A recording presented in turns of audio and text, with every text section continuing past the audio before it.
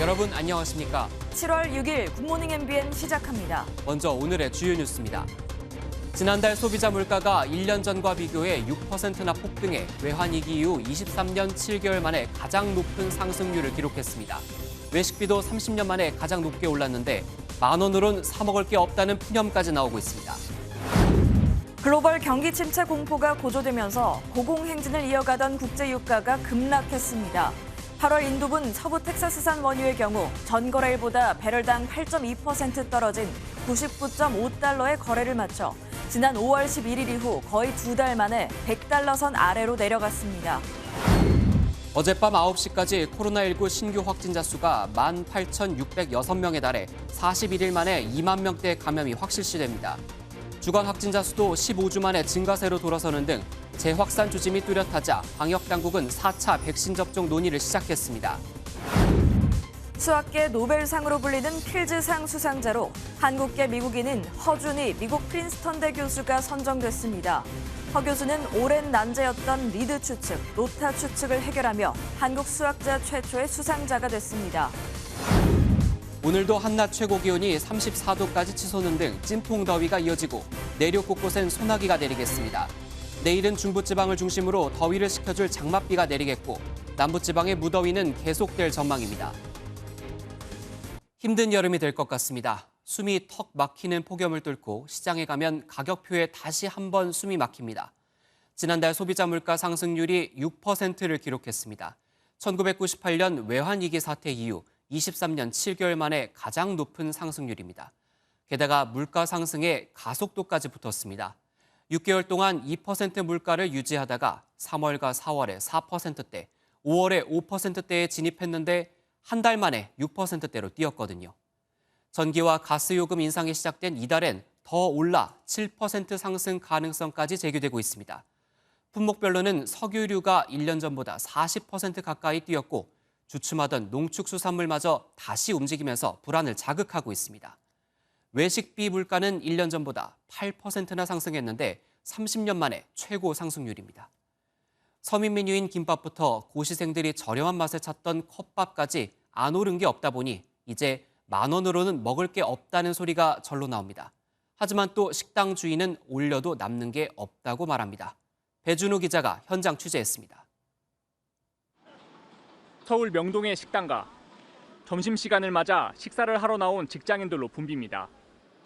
물가 상승으로 칼국수와 만두가 10,000원이 넘는 등 점심값이 부쩍 올라 런치플레이션이란 신조어가 나올 정도입니다. 점심값이 부담스러워 구내 식당을 찾는 직장인도 늘었습니다. 요즘 점심 같은 경우에는 10,000원으로도 약간 해결할 수 없는 가격이 많아서요. 좀 부담스러운 거는 사실입니다.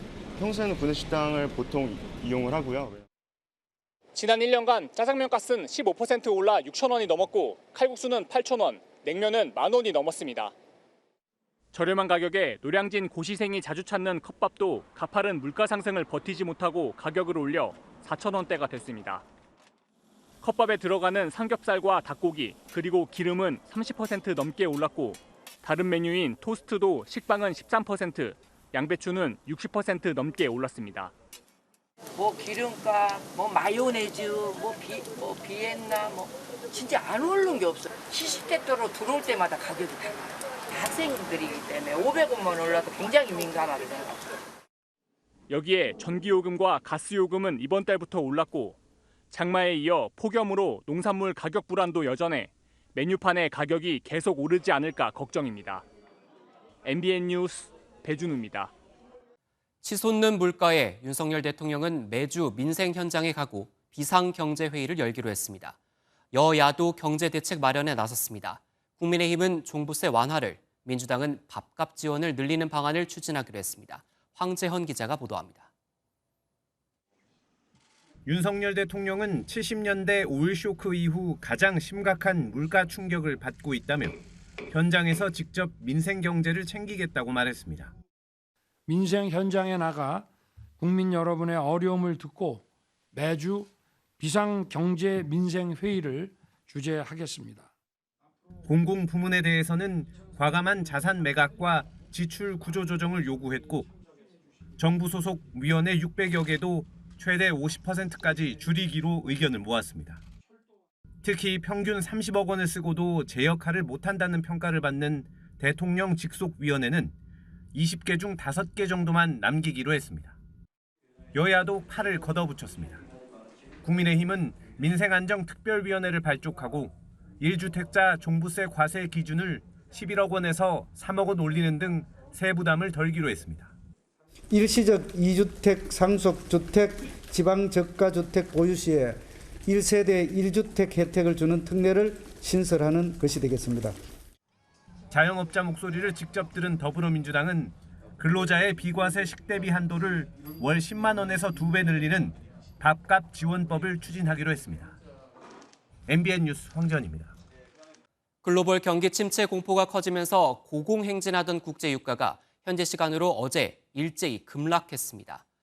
8월 인도분 서부 텍사스산 원유는 전 거래일보다 배럴당 8.2% 떨어진 99.5달러의 거래를 마쳐 지난 5월 이후 2달 만에 100달러 아래로 내려갔습니다.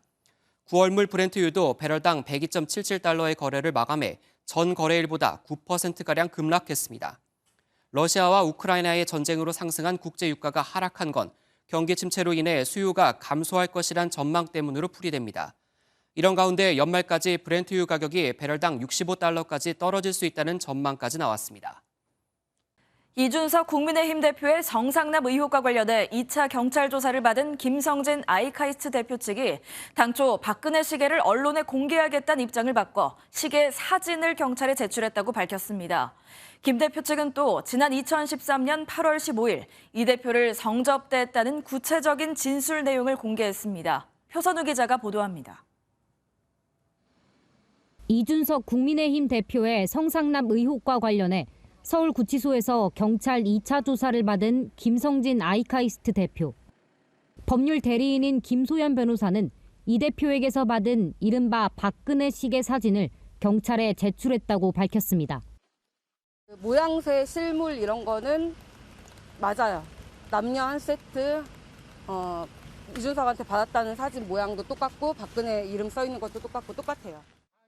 그러면서 2013년 8월 15일 이뤄졌던 성접대와 관련한 김 대표의 구체적인 진술을 언급했습니다. 결제한 내역들이 앞뒤가 딱딱 맞아요.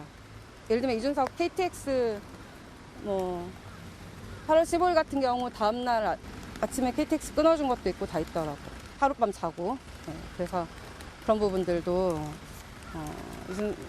아직 진술이 안 됐지만 내역을 봤거든요. 제가 제출된 내역이 있고. 김 변호사는 이 대표가 SNS에서 했던 발언이 담긴 부채를 들어보이며 이 대표를 겨냥했고 조사에서 나온 구체적인 내용을 취합해 이양희 국민의힘 윤리위원장에게 제출하겠다고 밝혔습니다. 이준석 대표는 SNS를 통해 8월 15일에 처음 독립유공자들이 배부한 시계를 8월 15일에 전달했다는 주장은 시점 자체가 맞지 않는다며 해당 주장을 반박했습니다. MBN 뉴스 표선우입니다.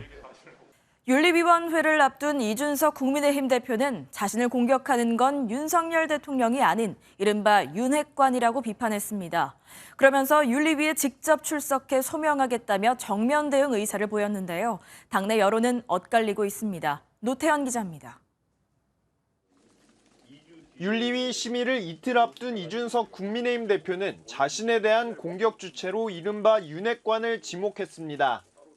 징계 절차가 시작된 이후에 혁신위에 대한 공격도 그렇고 우크라이나 간 것도 공격이 들어오고 소위 윤핵관이라고 하는 세력 쪽에서 들어오는 게 명백하지 않습니까? 윤리위 뒤에 윤핵관이 있는지 여부는 확인되지 않았지만 윤석열 대통령이 당무에 개입한 징후는 없다며 선을 그었습니다. 이 대표는 윤리위에 출석해 직접 소명하겠다며 전국 혼란을 막기 위해서라도 최대한 빨리 결론이 나야 한다고 주장했습니다. 국민의힘 내부 여론은 엇갈리고 있습니다.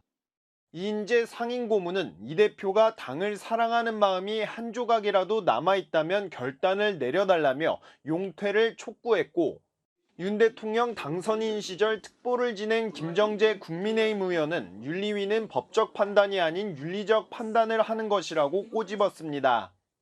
당 대표로서 좀 하고 싶은 말은 많지만 조금 좀 더 절제된 행동을 하면은 좀 더 신뢰를 주지 않을까 그런 생각을 들고요. 반면 혁신위 부위원장을 맡은 조혜진 의원은 명백한 증거가 없는 상황에서 선출된 당대표에 대해 징계를 내리는 건 무책임한 일이라고 지적했습니다. MBN 뉴스 노태현입니다. 더불어민주당에서는 안규백 전당대회 준비위원장이 전격 사퇴를 선언했습니다. 일반 국민 여론조사를 일부 반영하도록 전당대회 준비위원회가 만든 룰을 비상대책위원회가 바꿨기 때문인데요. 친 이재명계 의원들도 바뀐 룰에 반발하며 이 문제를 전당원 투표로 결정하자고 요구한 가운데 오늘 당무위원회에서 최종 결정이 내려질 예정입니다. 권용범 기자가 보도합니다. 더불어민주당 비상대책위원회에서 전당대회 준비위원회가 만든 전당대회 룰을 뒤집자 안규백 전준위원장이 사퇴를 선언했습니다. 전체 위원들이 토론과 수기를 통해서 그걸 결정을 했던 사항을 비대위에다가 올렸습니다. 다른 안이 나왔기 때문에 상당히 당황했습니다. 전준위 안에서 바뀐 건 컷오프 방식에서 일반 국민 여론조사 30%가 사라지고 중앙위원 투표 100%가 유지된 점과 최고위원 선거에 던질 수 있는 2표 가운데 1표를 권역 출신 후보에게만 행사할 수 있게 한 점입니다. 안 위원장은 변화와 쇄신의 메시지를 주기 위해 늘린 국민 참여 비율을 비대위가 받아들이지 않았다고 했는데 우상호 비대위원장은 지난 일요일에 충분히 토의했다고 반박했습니다. 기간 사이에 조금씩 다른 견해가 차이가 있을 수 있는 것이지 비대위가 전준위를 무시했다 이렇게 말할 수 있는 내용은 아닌 것 같습니다. 친 이재명계 의원들은 기자회견에서 충분한 논의 없이 독단적으로 졸속 의결한 결정이라며 전당원 찬반 투표를 주장했습니다. 오늘부터 권리당원들의 동의를 받아서 이 문제에 대해서 전당원 투표에 붙이는 방식을 요구를 할 계획입니다. 일부 당원들도 당사 앞에서 집회를 벌이는 등 당내 반발이 거센 가운데 오늘 당무위원회에서 절충안이 마련될 수 있을지 주목됩니다. MBN 뉴스 권용범입니다. 윤석열 대통령이 청문회 없이 임명된 박순애 교육부 장관에게 임명장을 수여하며 야당과 언론의 공격을 받느라 고생했다고 위로했습니다. 인사부실 논란에 정면 돌파 의지를 보인 셈인데 민주당은 민심을 무시하는 오만과 독선이라고 비판했습니다. 원중희 기자입니다. 윤석열 대통령이 박순애 부총리 겸 교육부 장관에게 임명장을 수여합니다. 음주운전 논란에도 청문회 없이 임명된 박 장관의 표정은 어두웠지만 윤 대통령은 언론과 야당의 공격이라고 표현했습니다. 임명이 늦어져가지고 언론에 또 야당의 공격받느라 고생 많이 했습니다. 소식껏 잘하십시오. 윤 대통령은 앞서 출근길에서도 인사검증에 실패했다는 지적에 대해 전 정권보다 낫다며 목소리를 높였습니다. 일부 논란과는 별개로 후보자들의 자질에는 문제가 없다는 겁니다. 다른 정권 때하고 한번 비교를 해보세요. 사람들의 자질이나 이런 거죠. 인사 실패를 인정하지 않으려는 모습에 민주당은 부실 검증이 부른 인사 대참사라고 비판했습니다. 연이은 검증 실패의 책임을 무겁게 인정하고 인사권자로서 결자 해지하지는 못할 망정 민심을 완전히 무시하는 오만과 독선의 개탄을 금하지 않을 수 없습니다. 대통령실은 인사 관련 비판과 지적을 잘 듣고 있다고 밝혔지만 인사 검증 시스템을 전면적으로 손봐야 한다는 목소리가 높아지고 있습니다. MBN 뉴스 원중입니다. 지난주 윤석열 대통령의 나토 정상회의 때 김건희 여사와 동행하며 사실상 제2부속실 역할을 한 민간인이 있다는 사실이 알려졌습니다. 민간인 수행 자체도 문제인데 이 사람이 다름 아닌 윤 대통령의 측근인 검사 출신 이원모 인사비서관의 부인으로 확인되며 논란이 더욱 커지고 있습니다. 백길종 기자가 보도합니다. 윤석열 대통령과 김건희 여사의 첫 해외 순방으로 관심을 모은 나토 정상회의. 스페인 마드리드에서 열린 이 일정에 대통령실 직원과 취재진을 비롯해 200여 명이 대통령 전용기를 탔는데 이 가운데 김 여사 수행을 맡은 민간인 신모 씨도 포함된 사실이 드러났습니다. 신 씨는 대통령 부부와 같은 숙소에 머물며 김 여사의 일정과 의전을 담당한 것으로 알려졌습니다. 사실상 제2부속실 역할을 한 건데 신 씨는 다름 아닌 이원모 대통령실 인사비서관의 배우자였습니다. 검찰 출신인 이 비서관은 월성원전 수사를 담당한 윤 대통령의 검찰 측근으로 꼽힙니다. 대선 때부터 김 여사를 도우며 관계를 맺은 신 씨는 이번 순방을 앞두고 정식 채용이 검토됐지만 현직 인사비서관 배우자를 채용하는 것이 논란이 돼 무산된 것으로 알려졌습니다. 지난번 봉화마을 방문에 이어 이번 순방에서도 김 여사의 사적 채용 논란이 또다시 불거진 겁니다. 대통령실은 민간인 자원봉사자도 필요시 기타 수행원 자격으로 순방에 참여할 수 있다며 신 씨의 오랜 해외 체류 경험과 국제행사 기획 역량을 고려했다고 밝혔습니다. 또 출장에 필수적인 항공편과 숙소를 지원했지만 별도의 보수를 받지 않았다며 특혜나 이해 충돌 여지는 전혀 없다고 의혹을 부인했습니다. MBN 뉴스 백길종입니다. 윤석열 대통령이 경찰국 신설에 반발하며 사의를 표명한 김창룡 경찰청장의 사표를 수리했습니다. 윤 대통령은 이와 함께 윤익은 신임청장 후보자에 대한 재청안을 승인했습니다. 이상민 행안부 장관은 경찰의 삭발 시위가 정치 행위라며 거세게 비판했습니다. 김태영 기자가 보도합니다. 국가경찰위원회의 경찰청장 임명 재청 심의를 통과하고 나온 윤익은 후보자. 행안부의 경찰국 신설을 둘러싼 경찰 통제 논란에 대해 정부와 협의하겠다는 뜻을 나타냈습니다. 경찰의 권한과 역할이 민주적 통제하에 이루어져야 된다는 한 가지 가치, 그리고 경찰권 행사는 중립성과 책임성의 가치 또한 존중되어야 한다는 그 두 가지는 양립해야 한다는 부분에 대해서는 의견을 같이 했고, 이상민 행정안전부 장관은 이례적으로 경찰청장 재청 심의에 참석하고 직접 결과도 발표하며 경찰을 다독이는 모습을 보였습니다. 하지만 경찰국 신설에 대한 경찰직장협의회의 삭발 시위 등에 대해선 정치적 행위라며 강하게 비판했습니다. 직협에 이런 일부 야당의 주장에 편승하는 듯한 그런 정치적인 행위를 말하는 겁니다. 지금 단체 행동 같은 것도 하고 있고. 경찰 통제에 대한 논란이 계속되는 가운데 윤석열 대통령은 김창룡 경찰청장의 면직안을 제거하고 윤익은 후보자에 대한 신임청장 재청안을 승인했습니다. MBN 뉴스 김태형입니다. 코로나19 소식입니다. 월요일까지 10,000명 안팎을 기록하다 어제 10,000대 후반으로 크게 증가한 코로나19 신규 확진자가 오늘 또다시 20,000명 안팎을 기록할 것으로 보이는 가운데 주간 신규 확진자 수도 15주 만에 다시 늘었습니다. 방역당국은 백신 4차 접종을 전 국민으로 확대 시행하는 방안을 검토하고 있습니다. 윤지원 기자입니다.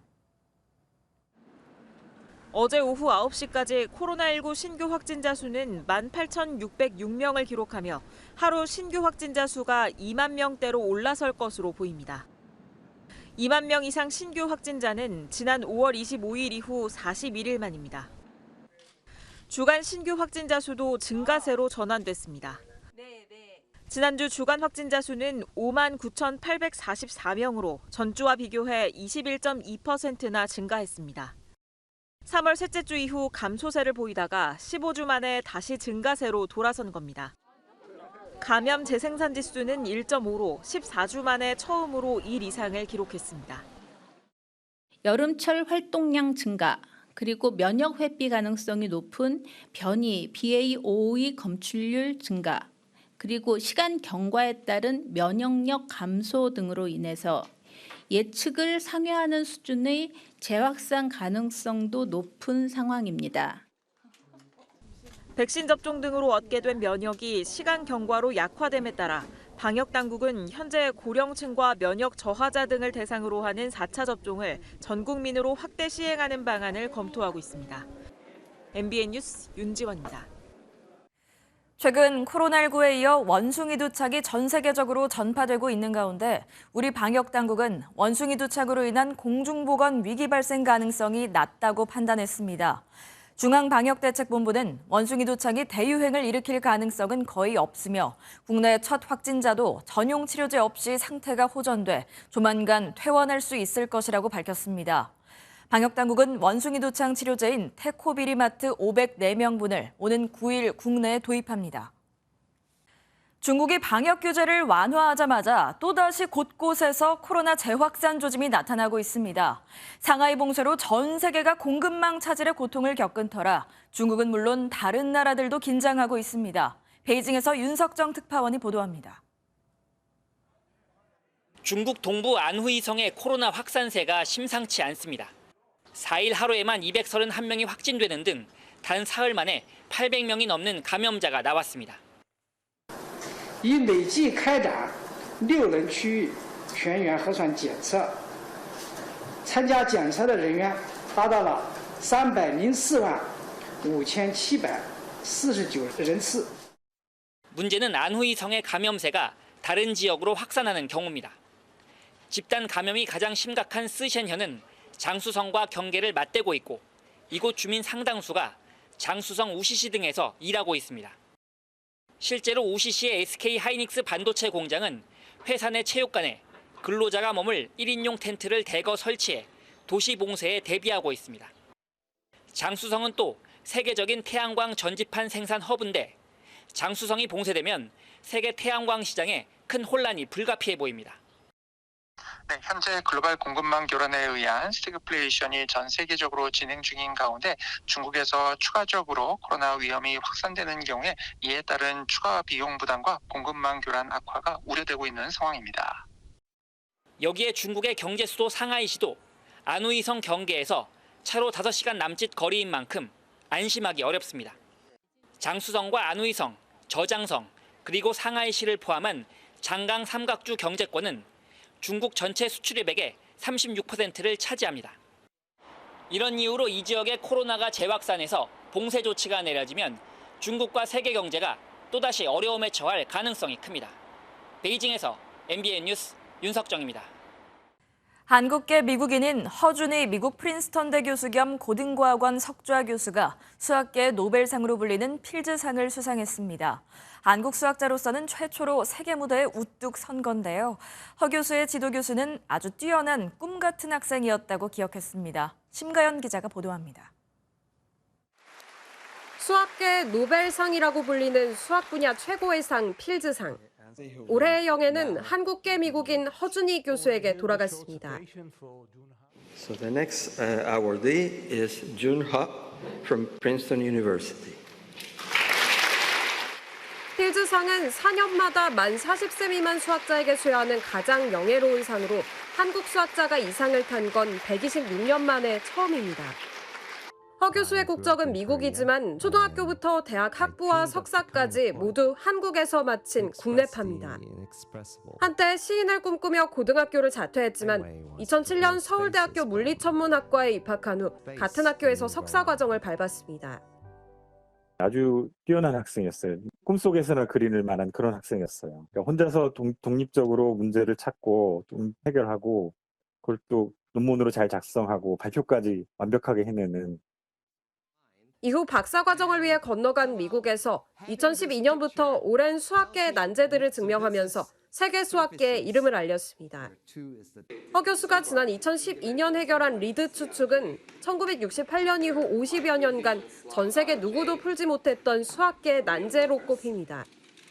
6년 후에는 이를 확장시킨 또 다른 난제인 루타 추측도 풀어내면서 2017년 블라바트니크 젊은 과학자상, 2019년 뉴호라이즌상 등 세계적 권위의 과학상을 휩쓸었습니다. 수학계에 한국의 위상을 드높인 허 교수는 화상 기자회견을 통해 수상 소감을 밝힐 예정입니다. MBN 뉴스 심가현입니다. 우리나라의 첫 달 탐사선인 다누리가 발사를 위해 어제 오전 미국으로 이송되기 시작했습니다. 일정 온도와 습도 등을 유지하는 특수 컨테이너에 실려 인천공항으로 이송된 다누리는 항공편으로 미국으로 운송된 후 육상 이동해 오는 7일 플로리다주 우주군기지에 도착합니다. 이후 다누리는 한 달여간 상태를 점검하고 연료를 주입한 뒤 8월 3일 오전 스페이스 X사의 발사체로 발사됩니다. 서울 강남의 한 유흥주점에서 손님이 건넨 술을 마신 여성 종업원이 숨졌습니다. 경찰은 술에 마약 추정 물질이 들어있던 것으로 의심하고 있습니다. 이 술자리에 있었던 40대 남성 한 명도 인근에서 교통사고를 내고 숨졌습니다. 김도영 기자입니다. 서울 강남의 한 유흥주점입니다. 어제 오전 7시 50분쯤 이곳에서 30대 여성 종업원이 쓰러졌다는 신고가 접수됐습니다. 이 여성은 병원으로 옮겨졌지만 끝내 숨졌습니다. 해당 업소 관계자들은 손님 3-4명과 술을 마시다 변을 당했다며 마약이 의심된다고 신고한 것으로 전해졌습니다. 경찰은 숨진 여성이 손님들이 건넨 술을 마신 뒤 쓰러진 것으로 보고 있습니다. 비슷한 시각 이 술자리에 있었던 40대 남성은 유흥주점을 빠져나와 교통사고를 냈습니다. 이 남성도 병원으로 옮겨졌지만 곧 숨진 것으로 전해졌습니다. 아침에 있었던 일을 저희가 해당 남성의 차량에선 마약으로 추정되는 봉투가 발견된 것으로 알려졌습니다. 경찰은 술자리에 있었던 손님 4명을 붙잡아 조사하는 한편 술에 섞인 물질을 분석하고 있습니다. MBN 뉴스 김도형입니다. 경북 안동시청에서 40대 남성이 흉기를 휘둘러 50대 여성 공무원이 숨졌습니다. 이 남성 역시 시청 공무원이었는데 여성을 주차장까지 따라와 범행을 저질렀습니다. 심우영 기자입니다. 한 공무원이 다급하게 전화를 걸며 주변에 도움을 요청합니다. 곧바로 남성 2명이 나타나지만 뭔가를 보고 놀란 듯 가방으로 몸을 가리며 뒷걸음질 칩니다. 잠시 후 공무원들이 내려와 우왕좌왕하고 신고를 받고 출동한 경찰과 구급대원이 들것을 옮깁니다. 경북 안동시청 주차타워에서 50대 여성 공무원이 흉기에 찔렸습니다. 남성 공무원은 피해 여성이 주차를 하고 입구를 빠져나가는 순간 이곳에서 갑자기 흉기를 휘둘렀습니다. 여성은 병원으로 옮겨졌지만 숨졌는데 범인은 40대 남성 공무원이었습니다. 휴직 상태에서 범행을 저지른 뒤 자수했습니다. 그 관계도 모르겠고 동네에서 일부 알았을 수도 있을 것이고 사생활이고 우리가 또 잘 모르지. 경찰은 남성을 상대로 범행 동기를 추궁하는 한편 살인 혐의로 구속영장을 신청했습니다. MBN 뉴스 심호영입니다. 어제 낮 12시쯤 경기 김포시 한강하구에서 10살 전후의 남자아이로 추정되는 시신이 발견돼 경찰이 수사에 나섰습니다. 발견 당시 시신은 바지만 입고 있었으며 겉으로 드러난 외상은 없었지만 부패가 진행된 상태였던 것으로 알려졌습니다. 경찰은 부검을 통해 아이의 정확한 사인을 조사하는 한편 인근 지역에 비슷한 또래의 아동 실종 신고가 접수된 사실이 있는지 파악하고 있습니다. 새벽 시간 복면을 쓴 남성이 파출소 안에 화살총을 쐈습니다. 날아온 화살촉에 크게 놀란 경찰관들은 10분 넘게 범인을 쫓지 않았습니다. 다친 사람은 없었지만 자칫 이 남성이 화살총으로 시민을 위협했다면 어땠을까요? 정치훈 기자입니다. 한밤중 파출소 앞에 모자를 눌러쓰고 복면을 한 20대 한모 씨가 모습을 드러냅니다. 주변에서 한참 준비를 하더니 다짜고짜 파출소로 들어섭니다. 그런데 열리지 않는 문. 그러자 문틈 사이로 화살총을 넣어 한 발을 쏩니다. 범행 직후 파출소에서 나온 한 씨는 이곳 공중전화박스에서 짐을 챙겨 유유히 달아났습니다. 한 씨가 쏜 화살촉은 경찰관 앞에 놓인 아크릴판을 관통해 책상에 꽂혔습니다. 놀란 경찰관은 웅크리며 몸을 숨겼고 다친 사람은 없었습니다. 문제는 한 씨가 화살총 발사 후 주변을 10분 넘게 서성거렸지만 파출소 문이 열리지 않았다는 겁니다. 파출소에는 경찰관 7명이 근무하고 있었는데 아무도 밖으로 나와보거나 범인을 쫓으려 하지 않았습니다. 상황이 다 끝난 20분쯤 뒤에야 바깥으로 나왔습니다. 소리가 너무 컸기 때문에 큰 소리로 이렇게 직원들이 판단을 해가지고 바로 쫓아가지 못한 부분은 진단하신다 하면 달게 받으실 거예요. 경찰은 형사들을 투입해 12시간 만에 5km 떨어진 집에서 한 씨를 붙잡았습니다. 운행을 탈락한데 일반인 대상으로 할 수가 없고 그래서 파출소를 대상으로 연습을 한번 했다. 경찰은 특수 공무집행 방해 등 혐의로 한 씨를 구속하고 다른 범죄가 있는지 조사하고 있습니다. 또 당시 파출소에서 근무 중이던 순찰 팀장을 현장 부실 대응 혐의로 대기 발령하고 감찰에 착수했습니다. MBN 뉴스 정춘입니다. 세계 최대 성착취물 사이트 운영자 손정우가 범죄 수익 은닉 혐의로 또다시 구속됐습니다. 하지만 유사한 범죄 혐의에 비해 지나치게 낮은 솜방망이 처벌이라는 지적이 나옵니다. 민지숙 기자입니다. 세계 최대 성착취물 사이트를 운영한 혐의로 수감된 손정우는 지난 2020년 4월 만기 출소했습니다. 앞서 미국 사법당국은 미국에서도 기소된 손 씨의 송환을 요구했고 손 씨의 아버지는 이를 막기 위해 범죄 수익 은닉 혐의로 아들을 고발했습니다. 꼼수 고발 지적이 나왔지만 법원은 송환을 불허했습니다. 결국 법원은 손 씨가 범죄 수익을 은닉했다는 혐의에 대해 징역 2년에 벌금 500만 원을 선고하고 법정에서 구속했습니다. 비트코인 통한 돈 세탁 혐의 인정하십니까? 재판부는 손 씨가 사이트 운영을 시작할 때부터 범죄 수익을 은닉하기로 계획했다면서도 수익금 4억 원이 국고 환수된 점을 고려했다고 설명했습니다. 법리에 따라서 송환 불허 결정을 하였습니다만 저는 많은 비난 여론이 있었던 것도 사실입니다. 범죄 수익 은닉죄만으로 실형이 선고되는 경우는 흔치는 않습니다. 국제적인 공분을 일으켰던 손 씨는 최종적으로 징역 3년 6개월형을 선고받은 셈이어서 솜방망이 처벌이라는 논란이 나올 것으로 보입니다. 미성년자를 대상으로 한 디지털 성범죄를 저지른 박사방 운영자 조주빈은 사회적인 분노가 들끓으며 지난해 대법원으로부터 42년형을 선고받았습니다. MBN 뉴스 민지숙입니다.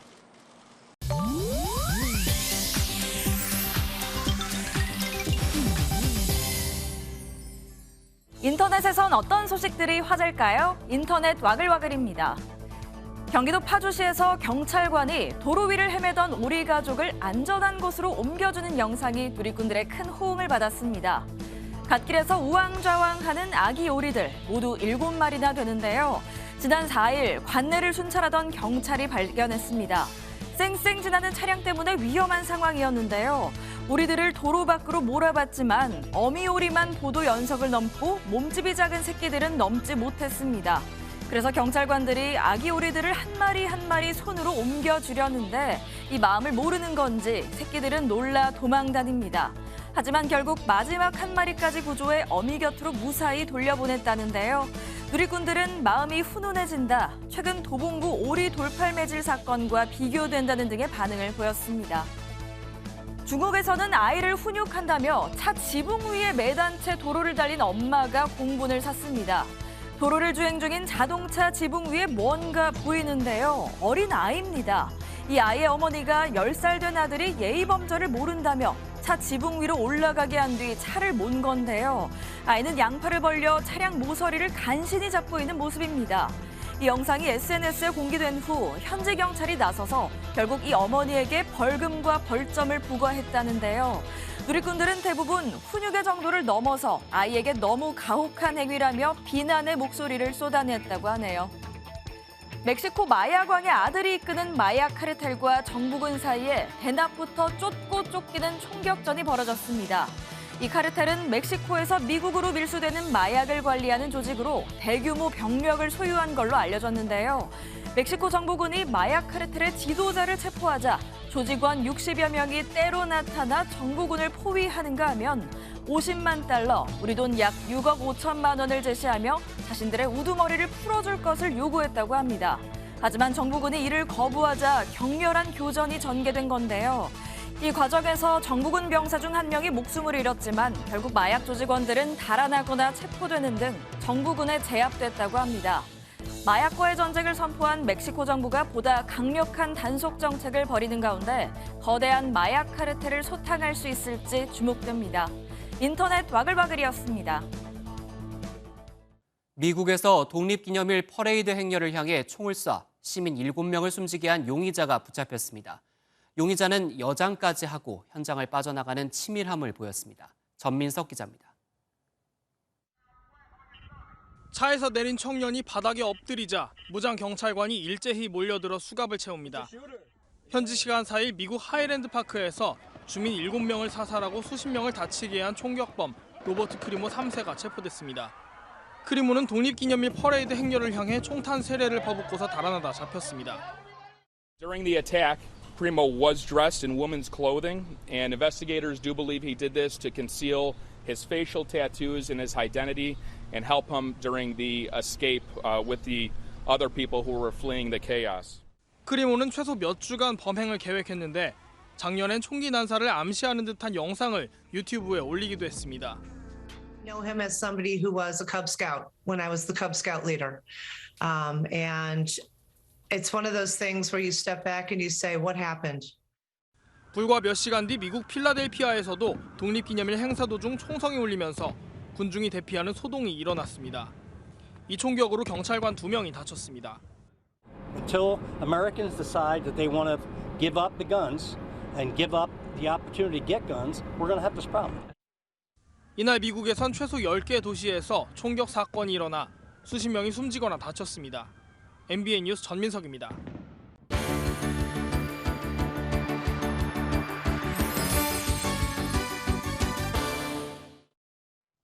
굿모닝 월드입니다. 세계에서 가장 큰 자이언트 수련으로 불리는 빅토리아 수련의 3번째 종이 발견됐습니다.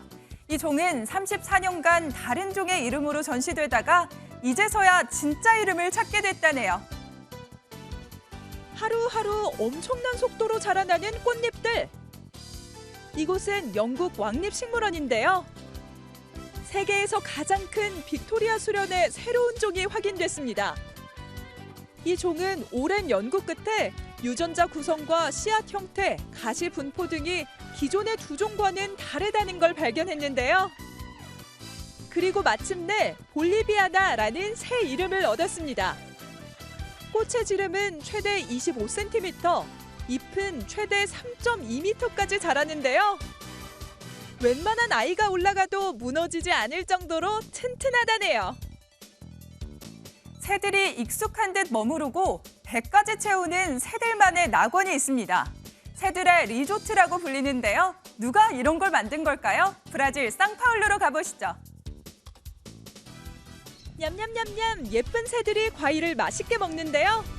이렇게 커다란 과일을 새가 독차지한 이곳은 어딜까요? 주변을 살펴보니 더 많은 새가 모여 있고 휴식 공간부터 다양한 놀이기구들과 음식까지 새들이 즐길 거리가 가득합니다. 그런데 맞은편에서 누군가 열심히 과일을 준비하는데요. 바로 이 남성이 새들의 리조트를 만들었습니다. 직장에서 해고된 뒤 거리에서 수많은 새가 오가는 걸 보고 영감을 얻었는데요. 이젠 사람들이 새를 구경하러 오는 명소가 됐다네요. 미국의 독립기념일을 맞아 화려한 불꽃들이 워싱턴의 밤하늘을 장식했습니다. 바이든 대통령도 백악관 베란다에서 지켜봤다는 불꽃놀이는 어땠을까요? 영상으로 확인하시죠. 미국 워싱턴 밤하늘에 쉴 새 없이 불꽃이 터집니다. 번쩍이는 불꽃에 링컨 기념관도 모습을 드러내는데요. 지난 4일 미국의 독립기념일을 맞아 불꽃놀이가 열린 겁니다. 워싱턴 기념탑에 쏟아지는 불꽃은 마치 그림 같은데요. 전통적인 축하 행사지만 코로나19로 열리지 못하다가 올해 가장 크게 열렸다네요. 굿모닝 월드였습니다. 코로나19 탓에 지난 2년 반 동안 해외 유명 오케스트라의 내한 공연이 뚝 끊겼었죠. 그런데 이번 주에만 캐나다와 독일의 명문 오케스트라가 잇따라 내한 연주회를 엽니다. 상황이 좀 나아지는 걸까요? 최희지 기자입니다. 몬트리올 심포니 오케스트라가 이뮨찬에 앞서 반클라이번 한국인 최초 우승의 낭보를 전한 선우 예건과 어제 내한 연주회를 열었습니다. Such struggling couple of years due to pandemic, but I think that only made us realize how important it is to have live music and also human interactions. 오는 8일에는 195년 전통의 독일 쾰른 귀르체니 오케스트라가 바이올리니스트 클라라 주미강과 5년 만에 한국 클래식 밴과 만납니다. 대규모 인원이 이동해야 하는 특성상 코로나 시대에 연이어 취소됐던 해외 유명 오케스트라의 내한 공연. 코로나19가 풍토 병화 국면에 접어들면서 이번 주에만 캐나다와 독일의 명문 오케스트라가 잇따라 청중과 만나는 등 기지개를 켜고 있습니다. This is my first time in Asia after the pandemic started, so to be able to all be in the same place and join together is really a special human experience. 9월엔 에스토니안 페스티벌 오케스트라, 10월엔 파리 오케스트라와 베를린 도이체 심포니, 11월엔 유럽 체인버 오케스트라의 내한 공연이 열리는 등 하반기 일정은 더욱 풍성합니다. 다만 독일 바이에른 방송교향악단이 오는 12월 방한 계획을 코로나19 재유행 위험과 우크라이나 전쟁으로 인한 악기 화물 운송 문제로 전격 취소한 만큼 모처럼 햇살이 든 해외 유명 악단의 내한 공연에 다시 먹구름이 낄 수도 있습니다. MBN 뉴스 최희지입니다. 군대에서 그리고 조기축구회에서 공을 차던 한 축구 선수가 최근 1부 리그 제주에 입단해 화제를 모으고 있는데요. 바로 지난 주말 마침내 프로 데뷔골까지 기록한 김범수 선수입니다. 꿈만 같다는 글을 구경호 기자가 화상으로 만났습니다. 필사적인 움직임 속에 데뷔골을 터뜨리고는 복받치는 감정을 누르고 평소 하고 싶었던 배트맨 세리머니까지 하는 제주 김범수. 현실로 안 느껴지고 자꾸 꿈만 꾸는 그런 생각 드는 것 같고요. 이게 실감이 잘 안 나네요. 네. 고교 졸업 후 갈 곳이 없어 입대를 선택. 장갑차를 몰던 김범수는 전역 후 7부 리그에서 5부, 조기축구회 4부를 거쳐 1부 리그까지 흔치 않은 단계를 밟아왔기에 이번 첫 골이 더욱 남달랐습니다. 식당에서 일하셔가지고 몰랐는데 골 넣고 나서 이제 전화해보니까 엄청 막 소리 지르면서 막 우시더라고요. 울지 말라고, 뭐 이제 시작이라고 그러면서 다독여주면서 어떤 난관에도 포기하지 않은 자신을 보라며 제2, 제3의 김범수가 나오길 기대했습니다. 자신감도 잃고 기죽는 사람이 진짜 많더라고요. 그래가지고 저는 그렇게 생각하지 않았으면 좋겠고 더 높이 올라갈 수 있다는 생각을 가졌으면 좋겠고. 약점인 체력을 보강하고 K리그에서 가장 빠른 사나이가 되고 싶다는 김범수의 목표는 소박했습니다. 제가 여기 들어오고 나서 지금 승리가 없긴 한데 다음 경기를 꼭 승리하고 싶다는 생각밖에 안 들어가지고. MBN 뉴스 구경호입니다.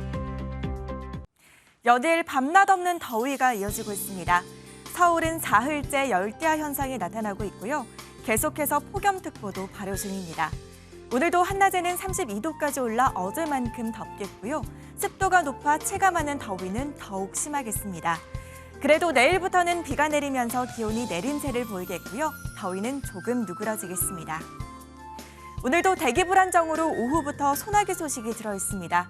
전국 내륙에 5에서 많게는 60mm 이상의 소나기가 예상되는데요. 소나기 특성상 갑작스럽게 쏟아질 수 있는 만큼 나오실 때는 작은 우산 챙겨주셔야겠습니다. 내일부터는 다시 장맛비가 내리겠습니다.